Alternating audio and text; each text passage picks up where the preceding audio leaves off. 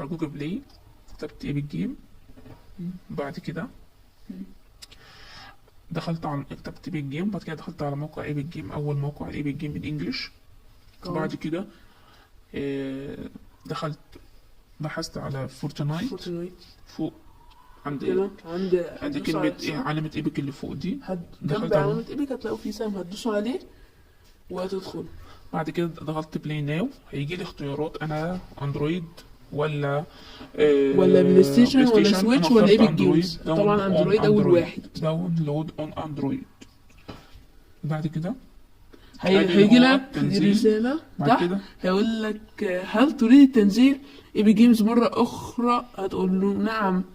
بس أنا بعد كده هروح الإشارات الموجودة على الملفات اللي تم تنزيلها في الجوجل. الملفات التي تم تنزيلها دي موجودة أهو، هضغط عليها في ايبك جيم وهحملها، هعمل تثبيت.